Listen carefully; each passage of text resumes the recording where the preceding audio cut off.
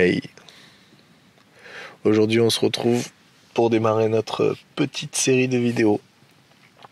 Comment vivre sur la route, ou je sais pas encore très bien comment je vais l'appeler.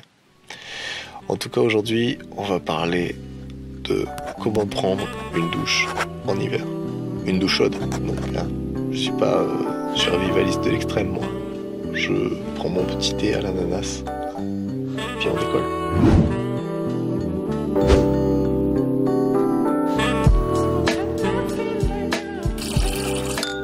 Donc, la solution numéro 1 pour se doucher en hiver, ça peut être par exemple dans les campings. Donc ça, c'est une solution qui est assez connue. Ce qu'il faut savoir, c'est que dans les campings, l'hiver, c'est souvent la basse saison. Du coup, déjà, les tarifs sont moins chers. Et en plus, tu peux très bien demander pour simplement une douche, en fait. Je l'ai fait souvent. Et en général, ça tourne autour de 2 €, 1,50 €, 1 €, voilà. Paye pas plus de 2 € une douche, hein, c'est abusif. Ça, c'est la première solution, se doucher dans les campings. Deuxième solution, ça pourrait être quoi? Ça pourrait être les aires d'autoroute. Je sais pas si tu le sais, mais il y a la possibilité de se doucher dans les aires d'autoroute. Ce qu'il faut savoir, c'est que la plupart des aires d'autoroute sont gratuites pour les douches, puisque tu payes quand même le droit de rouler dessus, donc c'est normal qu'il y ait quand même quelques services gratuits. Mais certaines autoroutes font ces services-là payants. Voilà. C'est pas beaucoup plus cher, mais je te conseille, si jamais ils te demandent si tu es simple particulier ou routier, de dire routier, parce que c'est gratuit pour les routiers. Donc voilà, si jamais ils te disent mais vous n'avez pas le véhicule qui correspond, tu diras bon ben j'avais pas bien compris ou quoi, mais voilà, si jamais on te pose la question, je te conseille de dire que tu es routier parce que ça sera gratuit. Mais sur les 4-5 que j'ai faites, il y en avait 3 qui étaient gratuits quand même. Après, faudrait voir s'il y a moyen de trouver une liste d'autoroutes avec des services de douche gratuits ou payants.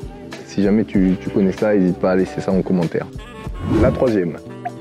Donc pour la troisième, c'est peut-être connu, les piscines, mais je vais te donner un tips spécial pour les piscines. C'est que moi, il y a quelques années de ça, j'avais passé le BNSSA. Donc c'est un diplôme de secourisme pour faire surveillant de baignade en gros. Et du coup, avec ce diplôme-là, ben, bon, tu peux bosser l'été sur les côtes, surveillant de plage, Alerta Malibu, tout ça. D'ailleurs, j'avais un peu le physique à l'époque. Hein. J'avais pas le maillot orange, mais j'avais le physique. L'astuce, c'est qu'avec ce diplôme-là, une fois que tu l'as, tu as un numéro de série sur ton diplôme. Et tu le présentes à l'accueil des piscines, et en fait, tu ne payes pas.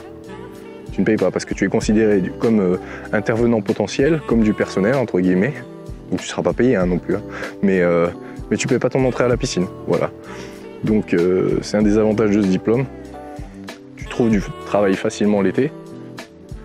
Et toute l'année, tu peux profiter de la piscine gratuitement. Voilà.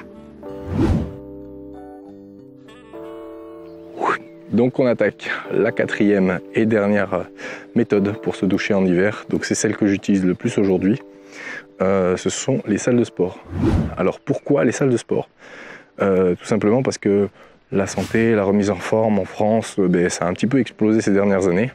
Et le nombre de salles de sport s'est démultiplié sur tout le territoire. Et il y a des réseaux de salles de sport qui se sont agrandis. Moi, la salle de sport où je suis s'appelle Fitness Park. Et ils ont des salles, mais vraiment partout en France. Hein. Je ne sais plus combien exactement, là je te mets le nombre ici, avec la carte en bas. Voilà.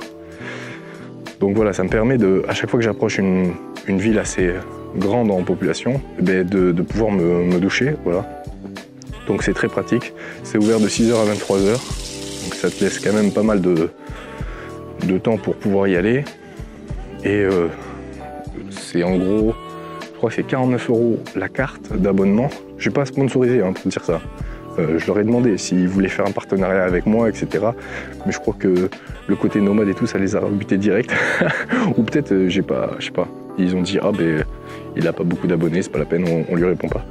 Donc voilà, mais je t'en parle quand même parce que c'est quand même une astuce que j'utilise très couramment. C'est cette solution de la salle. Donc 49 €, je crois que c'est l'abonnement, la carte, voilà, avec les frais de dossier, tout ça. Et après, mensuellement, c'est 29 €. Donc 29 € pour te doucher au chaud. Accessoirement, t'as quand même une salle de sport hein, avec du beau matos pour pouvoir rester en forme. Et c'est aussi important de rester en forme en hiver parce que pour tenir contre le froid, là je m'en suis rendu compte quand j'ai repris, c'est vraiment pratique quoi. Alors autant en été, j'adore m'entraîner à l'extérieur, etc. Autant en hiver, dehors, c'est raide. Hein. J'arrête pas de me blesser.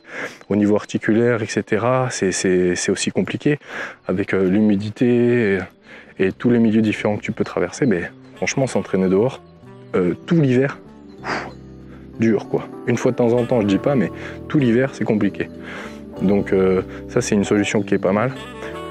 Et donc voilà, les réseaux de salles de sport.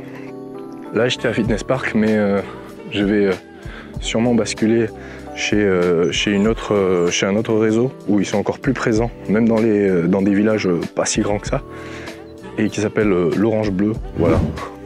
Je crois que c'est le réseau le plus étendu de France. Il y a vraiment des centaines de salles, même en Espagne, je crois. Ils sont à des tarifs équivalents, voire un peu plus bas. Donc voilà, ça c'est à creuser. Donc si tu connais d'autres solutions, n'hésite pas à les laisser en commentaire. Et donc voilà quoi. J'ai fait le tour. À lundi prochain. Salut!